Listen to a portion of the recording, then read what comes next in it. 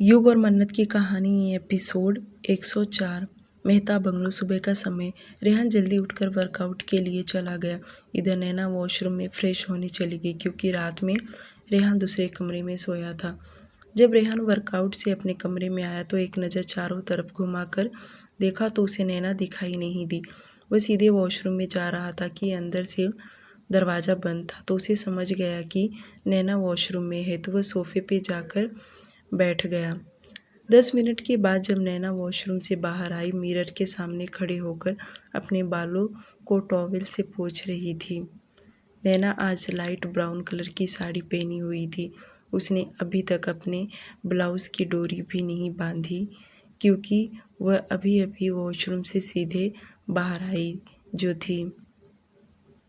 वहीं सोफे पे बैठा रेहान जैसे नैना को देखा तो वह देखता ही रह गया क्योंकि उसकी नज़र नैना के बैक साइड पर जा टिका और वह चाहकर भी अपनी नज़रें नहीं फेर पा रहा था। उसका गोरा पीठ पूरी तरह खुला हुआ था। वहीं बेखबर नैना अपने बालों को अभी भी पोंछ रही थी। उसे जरा भी खबर नहीं कि कमरे में रेहान है। वहीं रेहान भी कुछ बोल नहीं रहा था बल्कि उससे ही ऊपर से नीचे तक देख रहा था। नैना अपने बालों को अच्छी तरह से झटक रही थी।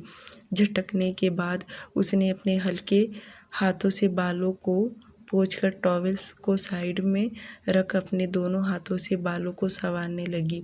उसके बाद उसने अपने ब्लाउज़ की डोरी बांधी और अपनी साड़ी को उसने पिन अप किया। पर उसकी नज़र अभी तक रेहान पर नहीं गया कि वह उसे कब से देख रहा है और साड़ी ठीक तरह से पहनने के बाद वह अपने आप को मिरर में देखने लगी। अभी तक उसने कुछ भी मेकअप नहीं की थी।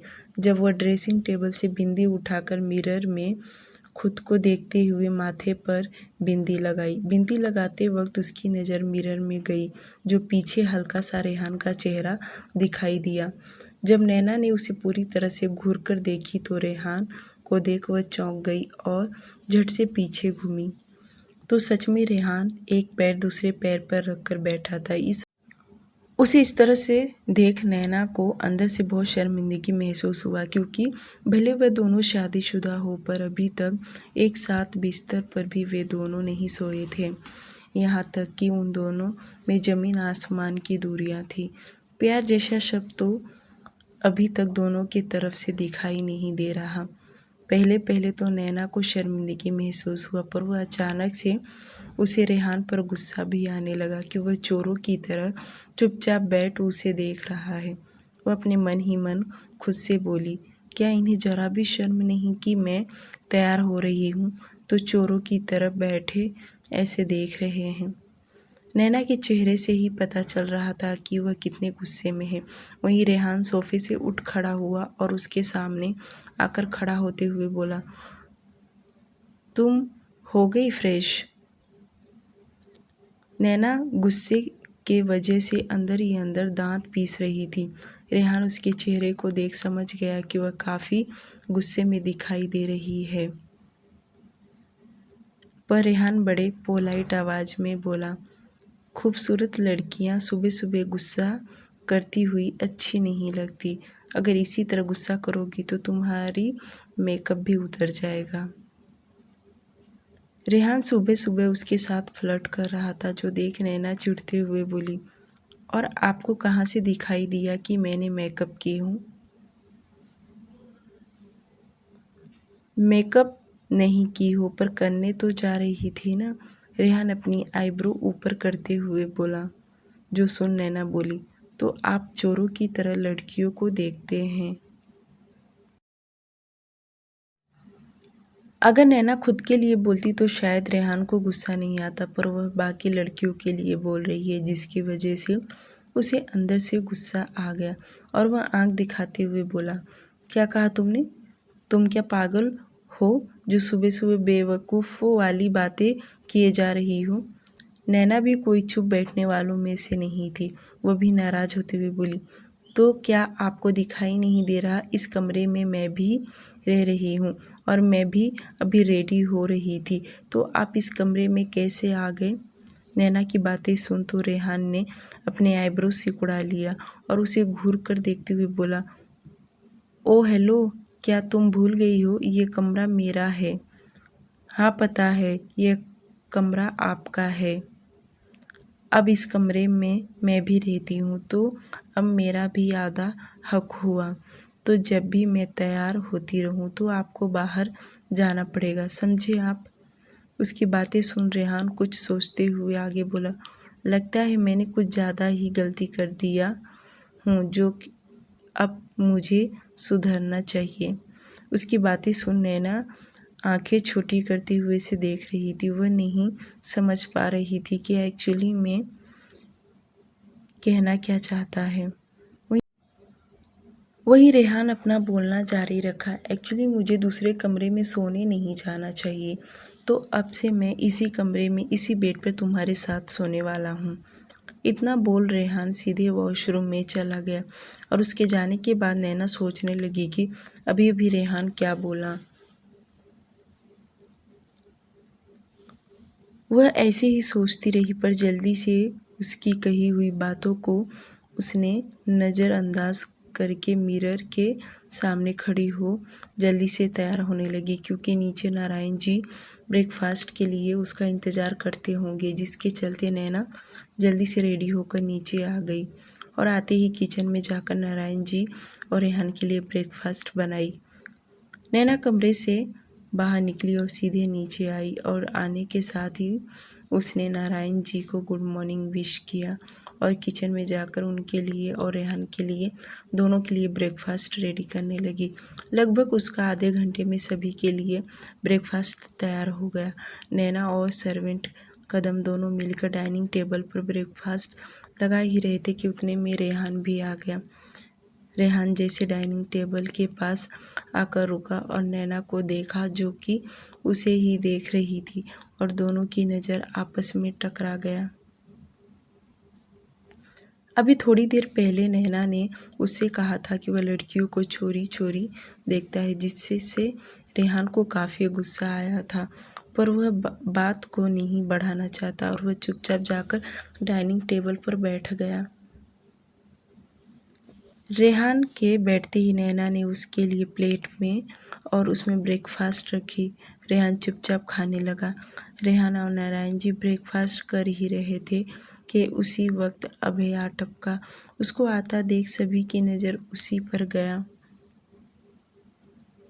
नैना आज भी उसे देख तुरंत नज़रें नीचे झुका ली।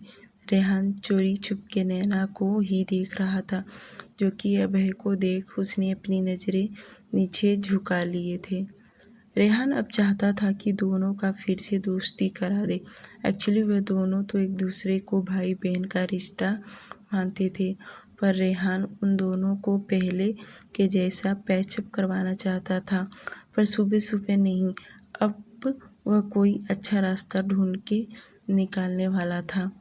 आज भी अभय कुछ बोला नहीं, चुपचाप जाकर बैठ गया, पर नैना ने अपने हाथों से उसे ब्रेकफास्ट नहीं दी और उसको न देता देख सर्वेंट कदम ने अभय के लिए ब्रेकफास्ट प्लेट में लगा दिया।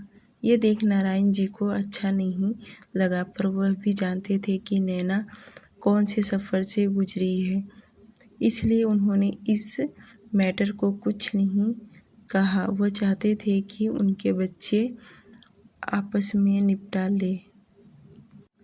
थोड़ी देर के बाद सभी ने ब्रेकफास्ट कर लिया और अभय आज रेहान के साथ ही जाने वाला था। अभय मोबाइल ले किसी से बातें करते हुए बाहर गया कि वहीं रेहान टिश्यू पेपर से अपना मुंह साफ कर रहा था कि उतने में नैना ने उसे आवाज़ देकर बुलाई। नैना इस तरह से आवाज़ देने से रेहान चेयर से उठ खड़ा हुआ और नैना सीधे सीढ़ियों से चढ़ते हुए ऊपर जा रही थी। रेहान भी उसी के पीछे पीछे चल पड़ा। नैना कमरे में आके रुकी, उसी के पीछे रेहान भी आके रुका। नैना को आभास हो गया कि रेहान उसके पीछे ही खड़ा है और वह तुरंत पीछे मुड़ के उसे देख बोली, मुझे पैसे चाहिए। नैना का इस तरह से पैसे मांगता देख रेहान तुरंत अपनी जेब से मोबाइल निकालते बोला, हाँ मैं तुम्हें ट्रांसफ़र कर देता हूँ। रेहान जैसे नैना को पैसे ट्रांसफ़र करने जा रहा था, जो देख नैना बोली, मुझे ज़्यादा पैसे की ज़रूरत नहीं है, मुझे सिर्फ 1000-1500 के अंदर ही चाहिए। नैना को इस तरह से 1000 1500 मांगते देख रेहान तुरंत नज़र उठाकर उसे देखने लगा जो उसे ही देख रही थी। अजीब तरह से मुंह बनाते हुए बोला, तुम्हें 1000 रुपये चाहिए और 1000 रुपये में तुम्हें किस काम के लिए लग रहे हैं? जो सुन नैना पहले तो दूसरी तरफ अपना मुंह घुमा ली, फिर कुछ सोच उसके तरफ देख बोली, मैं आपसे पैसे उड़ाने के लिए नहीं मांग रही हूँ। इन पैसों से मुझे कुछ अपने पर्सनल चीज़ खरीदना है जो चाहिए मुझे। तुम 1000 रुपये में क्या पर्सनल चीज़ खरीदने वाली हो? मेरा मतलब क्या शॉपिंग करने वाली हो? ये सुन नैना बोली, आप देने वाले हैं या नहीं, इतना बताइए। नैना क्या यह लफ्ज़ थोड़े गुस्से वाले थे। जो सुन रेहान तुरंत कबर्ड की तरफ गया और खोला। उसके अंदर एक लॉकर था जो पासवर्ड से खुलता था। उसने उसे खोल उसमें से एक मोटी गड्डी निकाला। पूरे 500 के नोट के बंडल थे जो देखने में करीब 50,000 दिखाई दे रहा था। रेहान हाथ में पैसे ले पीछे मुड़ा और नैना के पास आकर उसकी तरफ बढ़ा दिया और नैना ने जैसे इतनी मोटी पैसों की गड्डी देखी तो वह एक नज़र पैसे को तो एक नज़र रेहान को देखने लगी जो उसे ही देख रहा था। नैना तुरंत उसके हाथ से वह पैसे की गड्डी ली और उसमें से गिन के उसने 4 नोट ही लिए जो कुल मिलाकर 2000 रुपये ही हुए और बाकी के पैसे नैना ने रेहान की तरफ बढ़ा दी।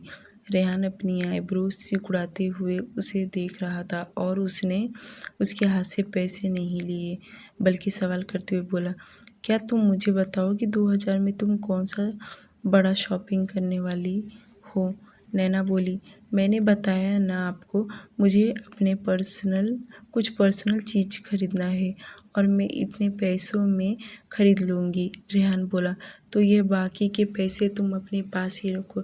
तुम्हें जब भी कुछ खरीदना होगा तो तुम खरीद लेना और मैं तुम्हारे अकाउंट में पैसे ट्रांसफ़र कर देता हूँ।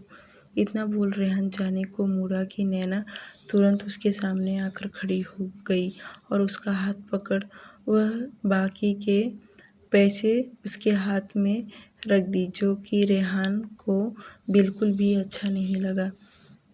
उसने उसके हाथ से पैसे तो लिया और साइड के टेबल ड्रावर खोलकर उसमें वह पैसे रख दिए और रखते ही ये भी कहा कि तुम्हें जब भी ज़रूरत पड़े तो तुम यहाँ से ले लेना। रेहान जल्दबाजी में कमरे से बाहर निकला और बाहर जाते ही वह सोचने लगा, क्या सच में यह लड़की पागल हो गई है? 2000 में भला क्या खरीदारी करने वाली है? बोल तो रही थी कि उसके लिए कुछ पर्सनल चीज़ लेना है, पर पता नहीं ऐसा क्या खरीदारी करने वाली है। रेहान नीचे आया और देखा तो अभय उसी का इंतज़ार कर रहा था और दोनों कार में जाकर बैठ गए और यूं ही बातें करते हुए दोनों चल पड़े। आधे रास्ते में अभय उतर गया क्योंकि उसका ऑफिस आ गया था और रेहान सीधे अपने ऑफिस चला गया। ऑफिस जाने के बाद भी उसके दिमाग में अभी भी जो घर पर हुआ था उन्हीं सब के बारे में सोच रहा था और वह खुद से बातें करते हुए ये भी कहा कि कहीं ऐसा तो नहीं नैना की ज़रूरत की चीज़ों का मैं ख्याल नहीं रख पा रहा हूँ। मुझे उसकी हर एक ज़रूरत का ध्यान रखना चाहिए। उसे क्या चाहिए क्या नहीं चाहिए, उसकी पसंद नापसंद। कहने को तो मेरे साथ मेरे घर में मेरे कमरे में रह रही है, फिर भी मुझे उसके किसी भी पसंद की चीज़ों का ख्याल नहीं है। उसे क्या पसंद है क्या नहीं। दूसरी तरफ नैना वह 2000 लेकर ड्राइवर के साथ मार्केट चली गई और अपने लिए जो सबसे ज़्यादा ज़रूरत था वह सभी चीज़ें लेकर घर आ गई। दूसरी तरफ मयंक आज अपने ऑफिस जल्दी आ गया था। उसके चेहरे पर एक अलग ही चमक दिखाई दे रहा था। वह अंदर ही अंदर खुश नज़र आ रहा था और जल्दी से अपने लैपटॉप ले और महेंद्र सिंह को साथ में लेकर वह युग के ऑफिस पहुंच गया। युग के ऑफिस पहुंचते ही सबसे पहले रिसेप्शनिस्ट ने मयंक और महेंद्र सिंह को सीधे कॉन्फ्रेंस मीटिंग रूम में लेकर जाकर बिठा दिया। थोड़ी देर के बाद वहां युग और उसके इंजीनियर और बाकी के स्टाफ मौजूद हो गए, जहां पर युग हमेशा मीटिंग लिया करता था। आज उन दोनों ने लगभग 1 घंटे तक मीटिंग हुआ और युग ने मयंक को एक छोटा सा प्रोजेक्ट दिया। युग उसे इतना जल्दी बड़ा प्रोजेक्ट हैंडओवर नहीं करना चाहता था, क्योंकि मयंक पहले से ही परेशान है और प्रोजेक्ट का लोड देकर उसे और बोरिंग नहीं करना चाहता था। इसलिए उसने स्टार्ट एक छोटे से प्रोजेक्ट से दिया। अगर ये प्रोजेक्ट वह सक्सेसफुल होता है तो युग उसे आगे और भी प्रोजेक्ट देता रहेगा। मीटिंग होने के बाद युग ने मयंक और महेंद्र सिंह और अपने लिए कॉफ़ी मंगवाया और तीनों बैठकर कॉफ़ी पीने के साथ साथ 10-15 मिनट बातें की। और जब मयंक चेयर से उठा और युग भी उठा उससे हाथ बढ़ाया मिलाने के लिए, तो मयंक ने हाथ नहीं मिलाया बल्कि वह युग के गले लग गया। मयंक जिस तरह से युग के गले लगा उसे देख युग तो शॉक्ड हो गया, पर मयंक के लिए यह अलग ही एहसास था, क्योंकि इस भरी हुई दुनिया में वह अकेला पड़ गया था और वहीं युग उसके साथ खड़ा हो गया, जिससे उसे जीने का राहत और सुकून दोनों मिला। इस अकेलेपन में युग उसका साथ दे रहा था। यही तो इंसान की सबसे बड़ी पहचान होती है। जब कोई दर्द में हो और उसके इस दर्द में जो साथ दे वही महान कहलाता है। तो आज उसके लिए युग महान था। युग उसे दरवाजे तक छोड़ने आया। आज युग को भी अच्छा लगा था, क्योंकि उसने मयंक का दर्द अपनी आंखों से देखा था। और युग इतना बेरहम तो नहीं है ही नहीं, पर जो उसके साथ गलत करता है तो वह उसे छोड़ता भी नहीं।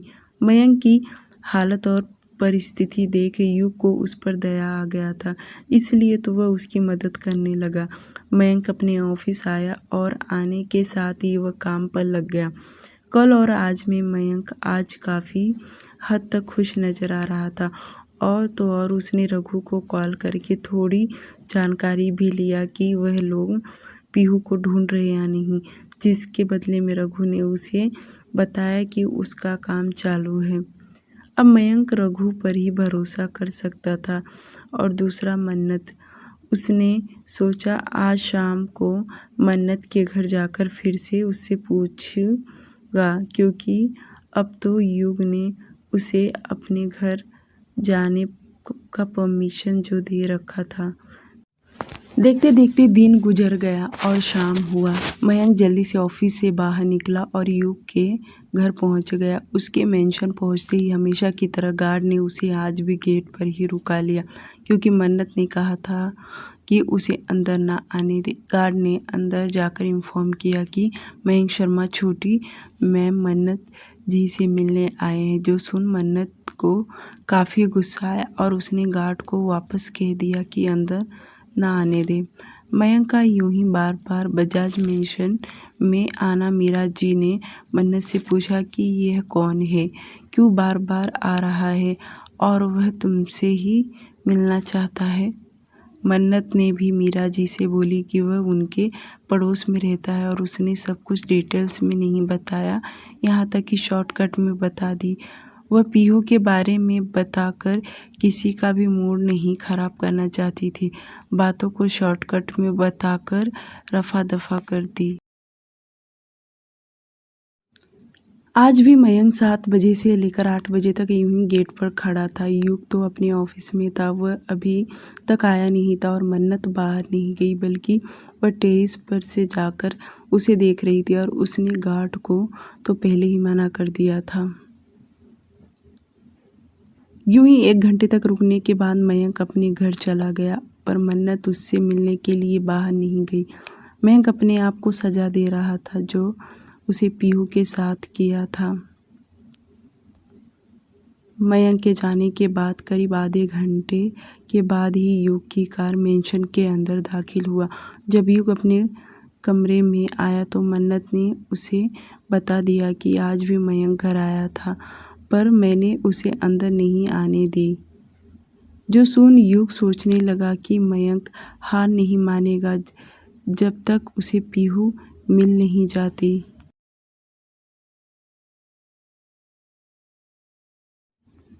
दूसरी तरफ मेहता बंगलो। रात के 9 बजे रेहान घर आया। तब तक नारायण जी ने खाना खा लिया था और वह लिविंग एरिया में बैठे नैना के साथ बातें कर रहे थे। यहाँ तक कि नैना ने भी खाना खा लिया था। उन्हें लगा था कि शायद रेहान देर रात से घर आने वाला है, जिसके चलते उन दोनों ने पहले ही डिनर कर लिया था और वे दोनों अब लिविंग एरिया में बैठ गॉसिप कर रहे थे।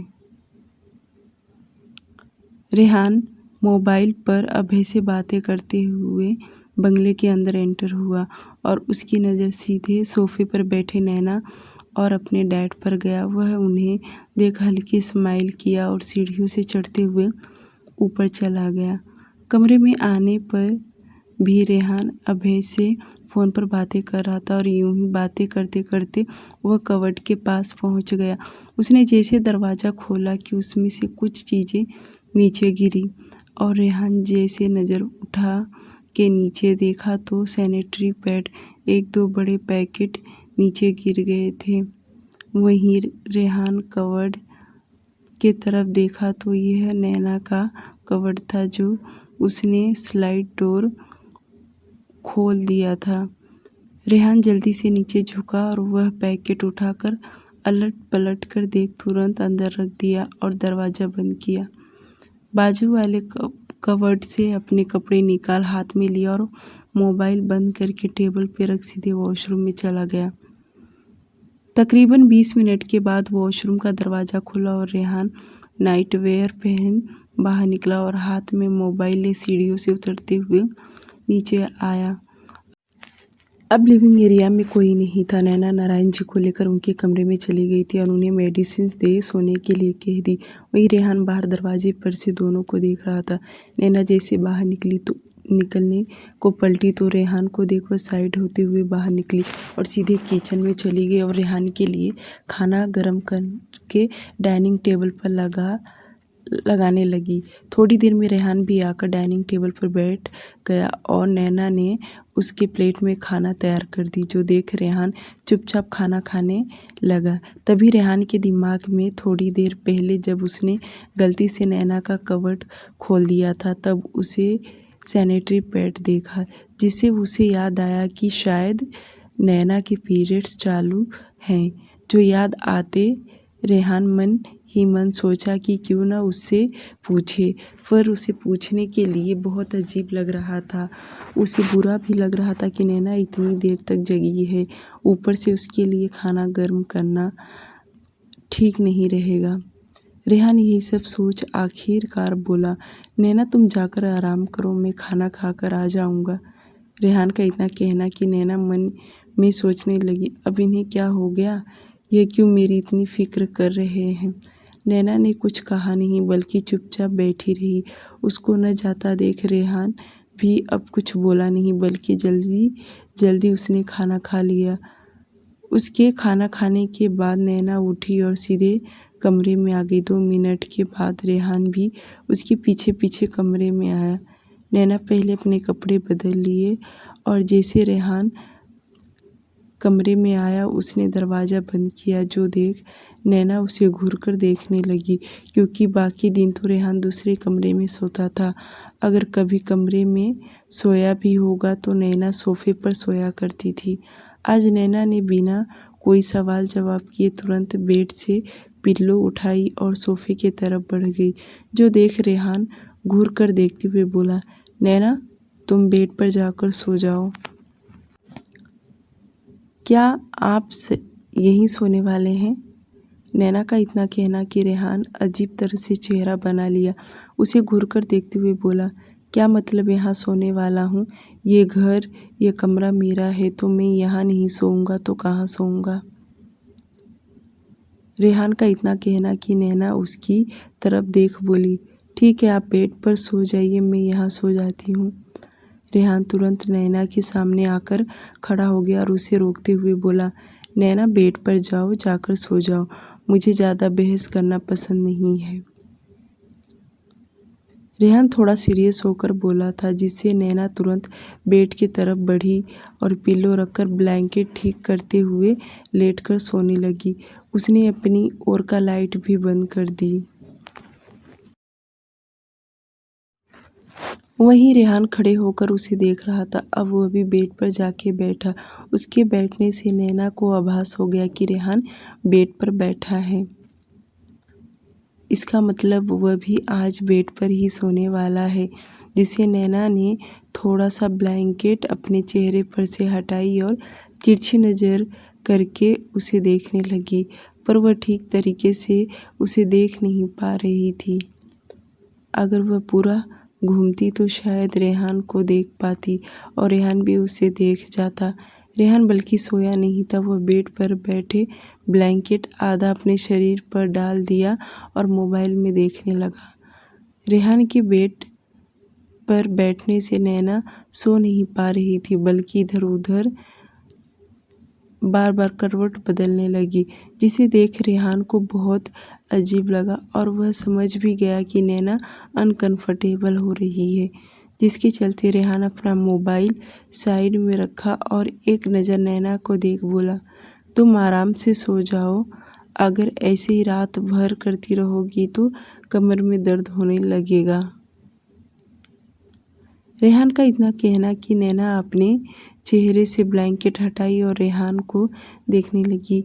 नैना की तरह का लाइट बंद था और रेहान की तरफ का चालू, फिर भी दोनों एक दूसरे को देख पा रहे थे। नैना को इस तरह देखता देख रेहान मुस्कुराया और लाइट बंद कर दिया। अब कमरे में पूरा अंधेरा हो गया। ऐसे ही रात बीतने लगी। दोनों की आंखों में नींद नहीं था। रेहान पहली बार लड़की के साथ बेड पर सो रहा था। यहाँ तो उसकी वाइफ थी, पर यह पल उनके लिए एकदम नया नया था। थोड़ी देर के बाद नैना को नींद आ गया और वह सो गई, पर रेहान की आंखों में अभी तक नींद नहीं, तो वह बार बार नैना की तरफ देखे जा रहा था और अपने मन ही मन फिर से कहा, इसके पीरियड्स चालू है, इसे तकलीफ तो होता ही होगा।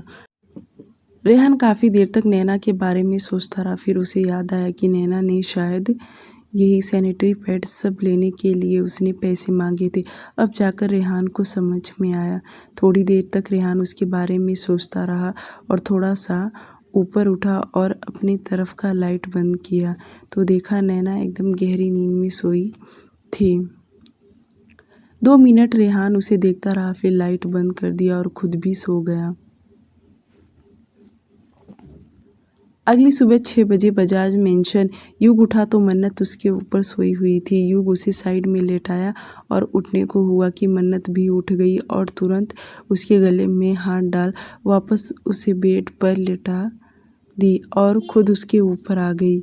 युग अपने राइट हैंड से आंखों को मसलते हुए मन्नत के तरफ देख धीरे से बोला, आज जल्दी उठ गई तुम। मन्नत अपना सिर युग के चेस्ट पर रख अपने दोनों हाथों से उसे पकड़ बोली, हाँ आजकल मैं बहुत जल्दी उठती हूँ। क्यों, तुम्हें अच्छा नहीं लगता?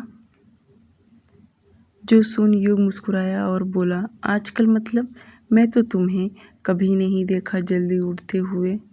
मन्नत उसके चेस्ट पर हल्का सा अपने दांतों से काटते हुए बोली, हाँ तुम्हें कैसे दिखाई देगा? तुम्हें मेरी अच्छाई थोड़ी ना दिखाई देती। अगर मेरी बुराई हो गिनाना हो तो तुम तुरंत गिनाने लग जाओगे।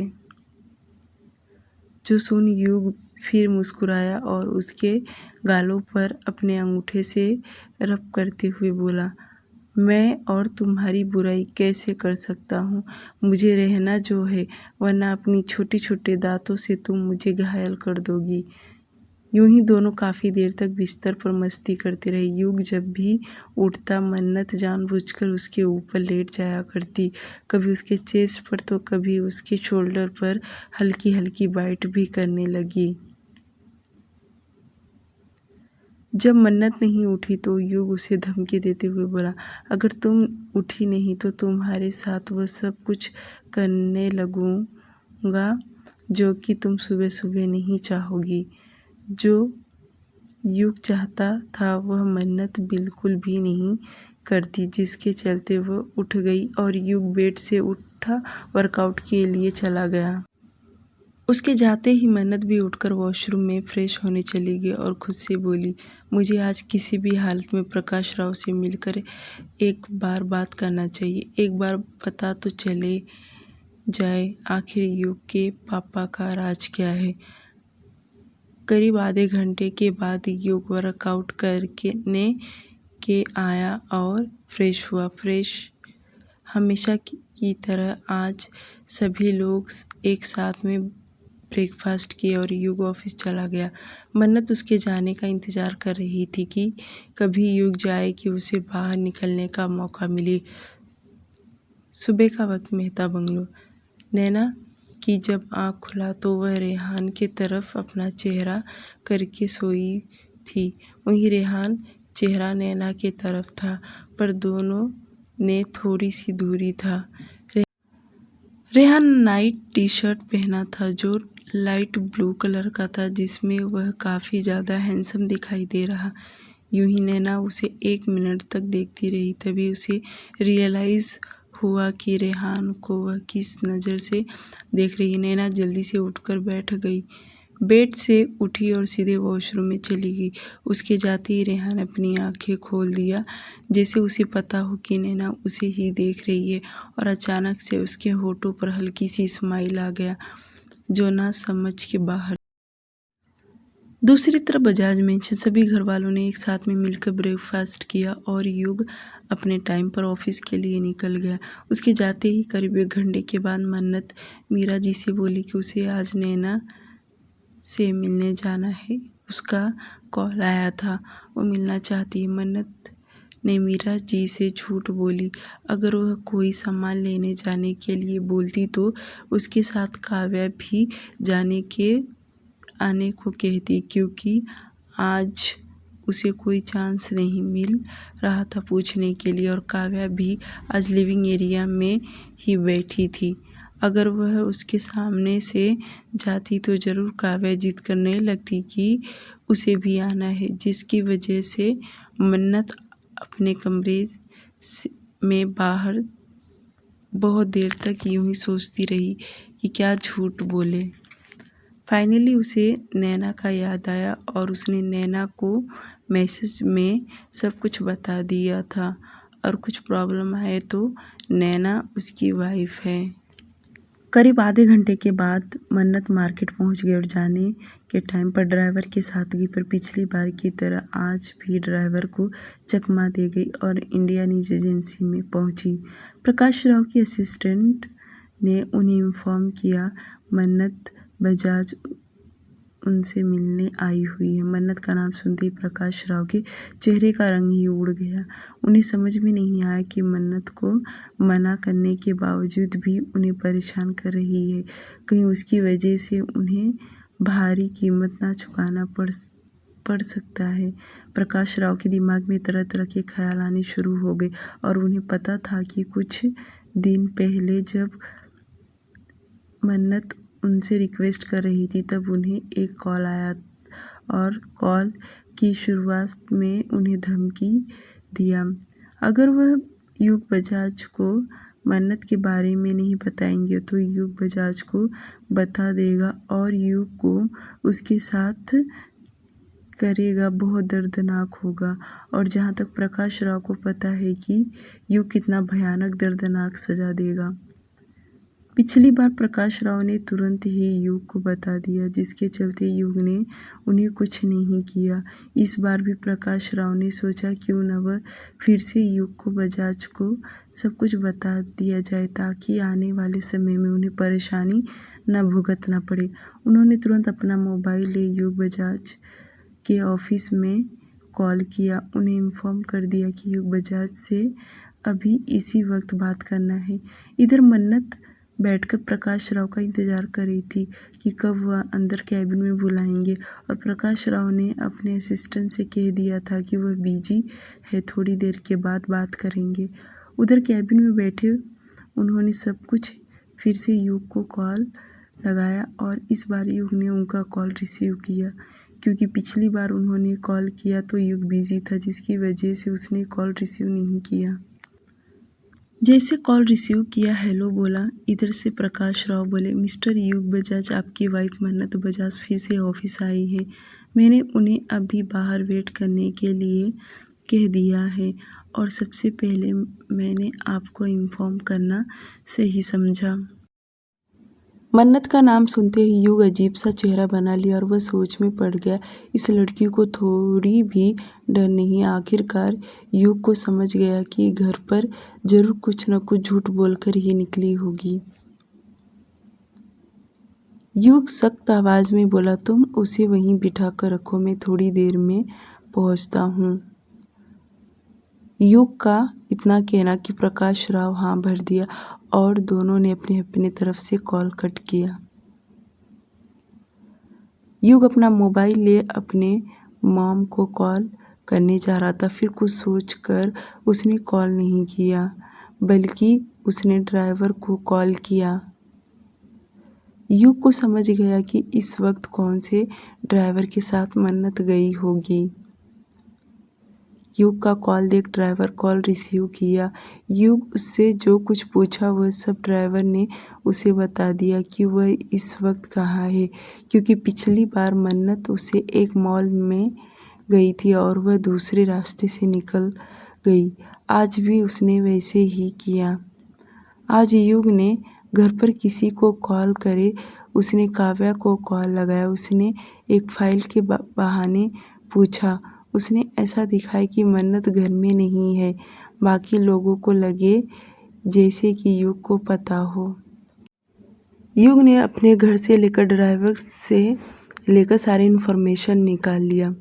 युग गुस्से में अपनी चेयर से उठा और मोबाइल कोड हाथ में लेकर कैबिन से बाहर निकला और शेरा को कार निकालने के लिए कहा। युग लिफ्ट से होते हुए नीचे उतरा और सीधे जाकर कार में बैठ गया। दूसरी तरफ मन्नत अपने दोनों हाथों से आपस में उलझा रही थी, क्योंकि वक्त बीतते जा रहा था। वैसे भी मन्नत को टेंशन आ रहा था, क्योंकि प्रकाश राव उसे अंदर नहीं बुला रहे थे और कई दफ़ा तो असिस्टेंट से बोल चुकी रहेगी कि उसे अंदर जाने दे, पर असिस्टेंट बार बार उसे यही कह रही थी कि सर बहुत बिजी है, वह अभी नहीं मिल सकते, आपको थोड़ा वेट करना पड़ेगा। जो सुनकर मन्नत को बुरा लग रहा था और वह परेशान हुए, क्योंकि उसके पास ज़्यादा वक्त नहीं था। करीब 45 मिनट के बाद युग का कार इंडिया न्यूज़ एजेंसी के बाहर जाकर रुका। इंडिया न्यूज़ एजेंसी के बाहर दो ब्लैक कलर की कार रुकी। अंदर रिसेप्शनिस्ट के सामने जो दो सोफे लगे हुए थे, वहाँ मन्नत बैठी थी। वह अंदर से बहुत बड़ा ग्लास का पिलर बना था, जिससे अंदर के लोग बाहर का सब कुछ देख सकते थे। यहाँ तक कि बाहर के लोग अंदर का सब देख सकते थे। और इस वक्त मन्नत की नज़र बाहर ही थी और कार रुका तो मन्नत बाहर ही देख रही थी। और जैसे कार का दरवाज़ा खुला, उसमें से वह इंसान बाहर निकला और मन्नत की नज़र उस इंसान पर गई तो उसके शरीर में करंट जैसा झंझनाहट हुआ और डर के मारे थर थर काँपने लगी। वह इतनी अंदर से डर गई थी कि उसे समझ नहीं आ रहा वह कहाँ भागे, कहाँ। इसका तो बस चलता तो वह ग्लास तोड़कर भागे। एजेंसी बहुत बड़ा था। मन्नत अपनी जान बचाते हुए पीछे की तरफ भागने लगी। तब तक युग मेन डोर पर पहुंच गया और उसने मन्नत को भागते हुए देख लिया। उसका इस तरह से भागना युग को जरा भी अच्छा नहीं लगा, बल्कि उसका गुस्सा और आग की तरह धधक उठा। युग अपनी लंबी लंबी कदम भरते हुए उसी के तरफ जाने लगा। वहीं मन्नत इतनी तेजी से भागी कि वह सीढ़ी के पास स्टोर रूम में चली गई, जहाँ पर पुराने रद्दी पेपर पड़े हुए थे। वहाँ पर जाकर छुप गई। युग आ गया है जिसकी खबर तो प्रकाश राव को मिल गया और कैबिन से निकलकर वो भी बाहर जाकर देखने लगे। तभी युग उन्हें सीढ़ियों की तरफ खड़ा दिखाई दिया। युग इस वक्त गुस्से में इधर उधर घूर रहा था पर उसे मन्नत दिखाई नहीं दी। तब तक प्रकाश राव बोले, मिस्टर बजाज आप आ गए। मिसिस बजाज यहीं बैठी थी। युग गुस्से से अपनी आंखें बंद किया और झट से खोला और प्रकाश राव की तरफ देख बोला, वह मुझे देखकर इसी तरफ भागी। अब वह मुझे दिखाई नहीं दे रही, कहाँ गई? वह वहीं स्टोर रूम के अंदर मन्नत युग की आवाज़ अच्छे से सुन पा रही थी क्योंकि युग काफ़ी गुस्से में बोल जो रहा था। मन्नत इतनी डर गई थी कि उसे समझ गया कि अगर वह बाहर निकली या युग अंदर आया तो ज़रूर यहाँ बहुत बड़ा तमाशा हो जाएगा। इससे अच्छा है कि यहाँ से निकलना बहुत ज़रूरी है। घर जाने के बाद अगर युग ने उस पर गुस्सा किया तो कोई प्रॉब्लम नहीं, पर यहाँ बाहर यूं ही दूसरी जगह चिल्लाएगा तो मेरे साथ साथ उसकी भी बेइज्जती हो जाएगा। यही सोचकर भागने का प्लान बनाने लगी। वह वहाँ से जल्दी से निकलना चाहती थी। वैसे भी निकलने के लिए रास्ता तो था, पर मन्नत युग के सामने से कैसे निकले क्योंकि युग की आवाज़ आ रहा था, इसका मतलब वो बाहर ही खड़ा है। मन्नत यही सोचकर अंदर दरवाजे के पीछे छुपी रही और प्रकाश राव युग से पूछे कि आपने उन्हें किस तरह भागते हुए देखा। जो युग बोला, जब मैं मेन डोर तक पहुंचा तो वह इसी तरफ भागी। चेक करो, जल्दी यहीं कहीं होगी। युग का इतना कहना कि प्रकाश राव अपनी नज़र चारों तरफ घुमाकर देखने लगे।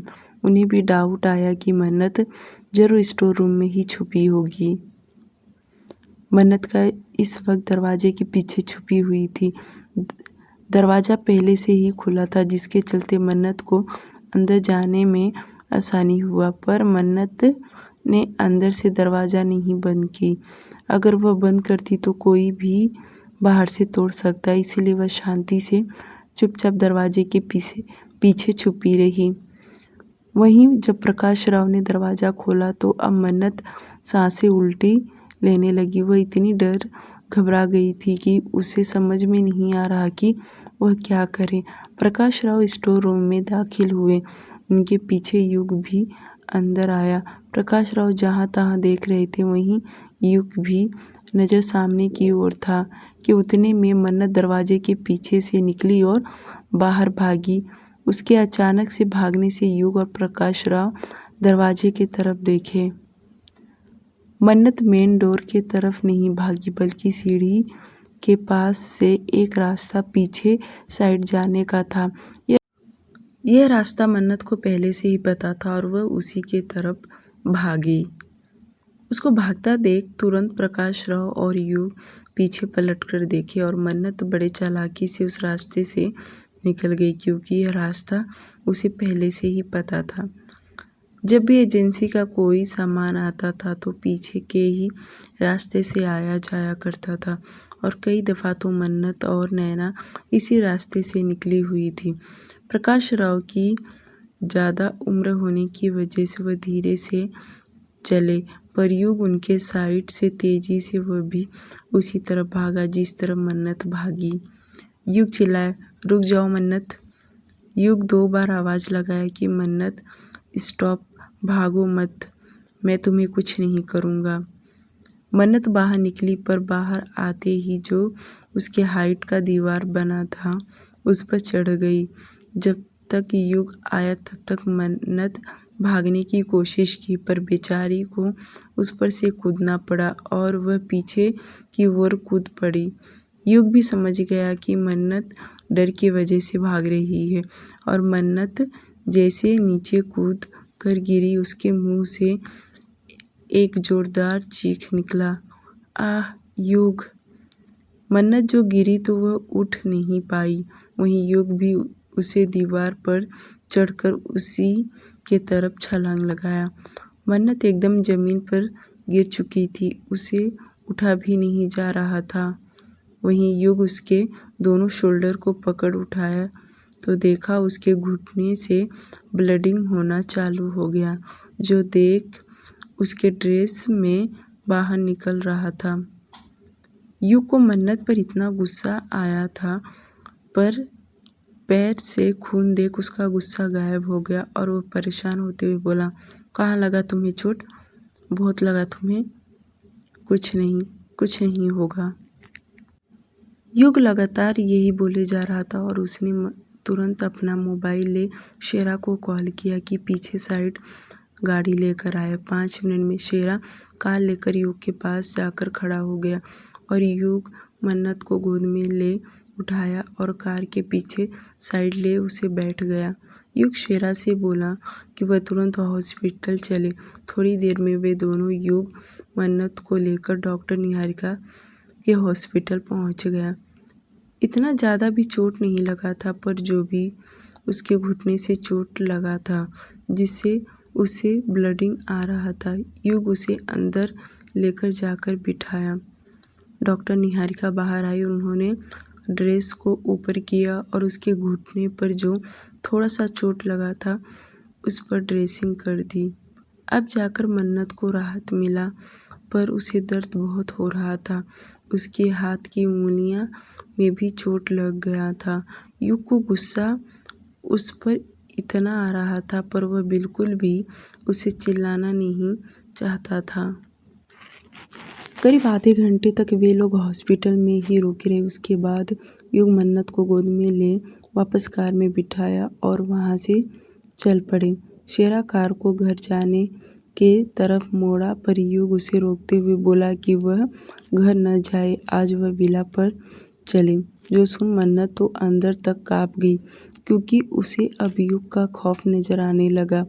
आज जरूर युग उसके साथ कुछ गलत करेगा, इसलिए तो वह विला पर लेकर जा रहा है। यही सब सोच वह अंदर ही अंदर डर के मारे कांपने लगी। डियर लिसनर, आज के लिए सिर्फ इतना ही। प्लीज़ इस स्टोरी को लाइक और चैनल को सब्सक्राइब कर दीजिए। Please please please.